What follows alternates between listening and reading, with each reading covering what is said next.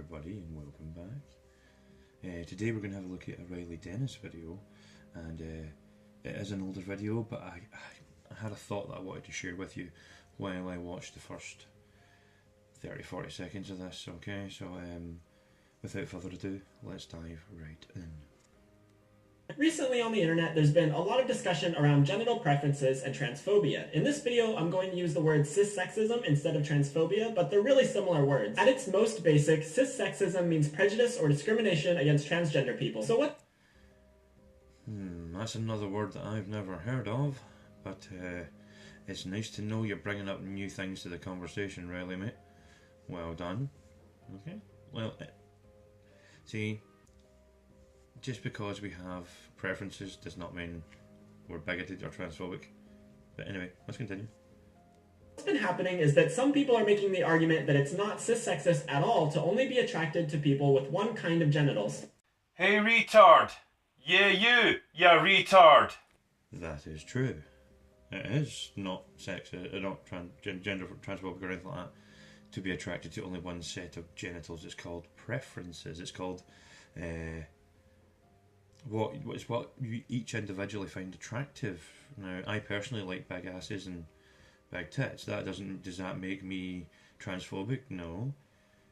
Do I want to have a prospect of having a child with the woman that I'm with? Absolutely, which automatically discounts transgender women. You know, maybe male to female transition. That automatically counts them out as sexual partners for me because they're not non-reproductive. Can't do that. I need to be able to actually, I've got children. I needed the ability to pass on my genes to sow my seed, as it were, and I needed a partner that was able to do that. And then a transgender woman is not able to do that for me. So does that make me transgender phobic or transphobia? No. No. Does it mean that I'm a bigot? No. Does it mean that I hate everything and everyone just because they're not like me? No. Sorry, you're just fucking wrong. But anyway, let's continue. For example, these people might argue that being attracted to only women with vaginas in no way negatively affects trans people. On the other hand, I would argue that it's more complicated than that. We all have our implicit biases built into our preferences, and gender isn't as simple as just the genitals you have, but... Yeah, pretty much is. Yeah, pretty much is. The three that I'm willing to accept, right, as standard when it comes to genders is male, female, a very small percentage of the population intersexed, hermaphrodite, both sets of genitalia. Right, there's the three, and I'll even give you a concession, right? But listen to the way this is worded: transitioning male and transitioning female. So 3 with transitioning as a concession, right? So there's not fucking 5 billion fucking genders. I'm just afraid there's not. Which brings me into why you're a transgender woman, or sorry, lesbian.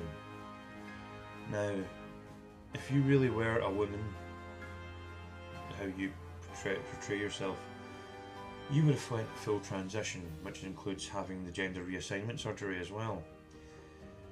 Which led me to believe why you didn't, right? And it's led me to another conclusion, which seems fairly plausible. And if you don't agree with me, people, if you don't agree with me, let me know in the comments. But if you do agree with me, please also let me know in the comments, right? However, I'm going to use a little story here as an example of why I think you haven't gone full transition to female, right?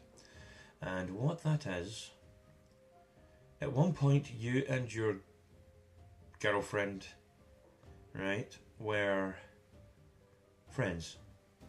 You were a male, she was a lesbian. You were totally in love with said lesbian, but she wasn't interested in you because you were a male. So, I don't know if she rejected you or not at first.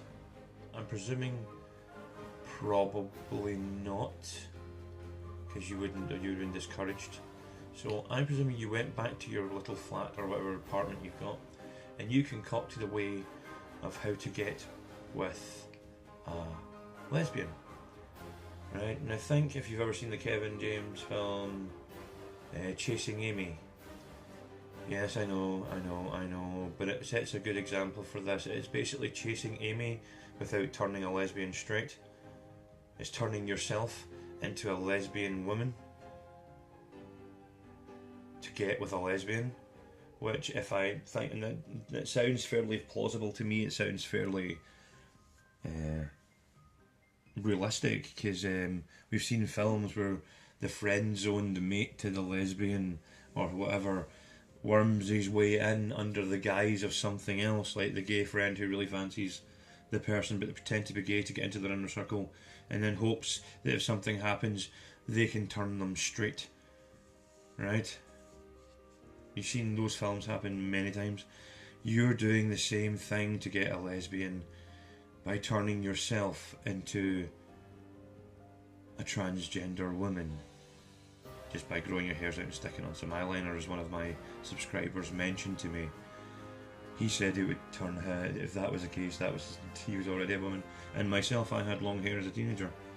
Mind you, I was into heavy metal and so forth, but if that's all that qualifies me to be transgender woman, I must have been that way back then, even though I like women and still like real women who can give me the prospect of passing on progeny, of creating progeny. So that's my theory as to why you are a transgender woman. I said, if you think I'm wrong, please tell me in the comments. If you think I'm right, tell me in the comments. I really can't be bothered listening to the rest of this. I just wanted to say that. So, with that being said, ladies and gentlemen, thank you all for watching. Don't forget to like this video, leave a comment and subscribe. And to my subscribers, thank you very much for subscribing to me. It's much appreciated. And as always, I am Alexander Kingsfallen, and I will catch you in the next one.